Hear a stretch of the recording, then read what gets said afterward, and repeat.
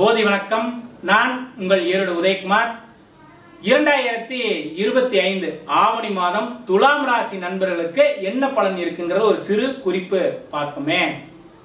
இந்த மாதத்தினுடைய துவக்கத்துல உங்களுடைய ராசிநாதன் 9ஆம் வீட்டுல 8க்குரியவரும் அதே சுக்கிரன் தான் 9ல் இருக்கிறார். சுக்கிரன் 9ல் இருக்கக்கூடிய காலத்துல தீர்த்த யாத்திரைகள், ஆன்மீக பயணம், இறை வழிபாடு, இதெல்லாம் ஒரு அற்புதமான மாற்றத்தையும் ஒரு முன்னேற்றத்தையும் ஏற்படுத்தும். இந்த மாதத்துல சிறிது நாட்களை இதற்காக நீங்க செலவு செய்யுங்க.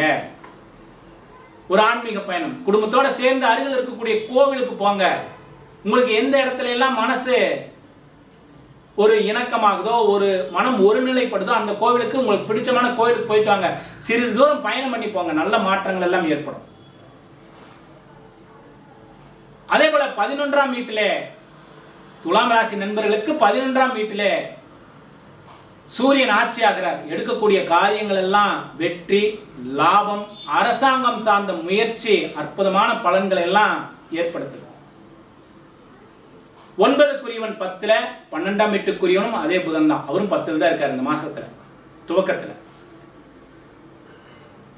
தொழிலுக்கான இடம், தொழிலுக்கான முதலீடு, தொழிலுக்கு தேவையான இயந்திரங்களுக்கு முதலீடு, இப்படி தொழில் சார்ந்த விஷயங்களுக்கு ஒரு முதலீடுக்கு உண்டான அற்புதமான மாதம்.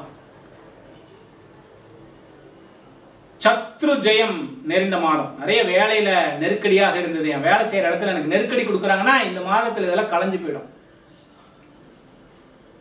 கொஞ்சம் பயணிக்கக்கூடிய துலாம் ராசி நண்பர்கள் மட்டும் உணவுல கவனமாக இருங்க. அடிக்கடி வெளியில பயணம் செய்யறது, உணவுல கவனமாக இருங்க. உங்களுடைய குழந்தைகளுடைய கல்விக்கான ஒரு பயணம், குடும்ப நபர்களுடைய நன்மைக்காக ஒரு ஆன்மீக பயணம், இறை வழிபாடு, பொருள் செலவுகள் எல்லாம் கல்விக்காக ஏற்படுத்திக்கிட்டா, உங்க குடும்பத்தில் குழந்தைகளுடைய கல்விக்காக ஏற்படுத்திக்கிட்டா இன்னும் நல்லது. இருந்தாலும் உங்க குடும்ப நபர்கள்ட்ட பேசும்போது கொஞ்சம் கவனத்தோட பேசுங்க. மனைவியினுடைய தேக ஆரோக்கியத்துல கொஞ்சம் கவனமாக இருங்க. சிறு மருத்துவ செலவுகள் ஏற்படக்கூடிய வாய்ப்புகள் உண்டு. நண்பர்களோட கூடி மகிழ்ந்திருங்க. பேசும்போது நிதானமா பேசுங்க. தேவையில்லாத பேச்சுல ஒரு வம்ப வளர்த்த வேண்டாம். குடும்பத்திட்டையும் சரி, நண்பர்கள்ட்டையும், மனைவிட்டையும் சரி, கொஞ்சம் நிதானமான பேச்சு வச்சுக்கோங்க. இல்லைன்னா சிறு சிறு பேச்சால் சிறு சிறு தொல்லைகளை ஏற்படுத்தும்.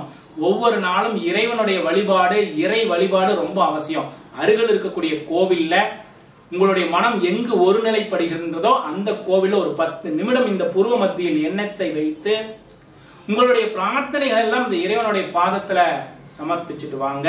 நன்மையான பலன்கள் நாளும் மாறுவதை நீங்க உணர முடியும். மீண்டும் இன்னொரு காணொளியில் சந்திப்போம். போதி வணக்கம்.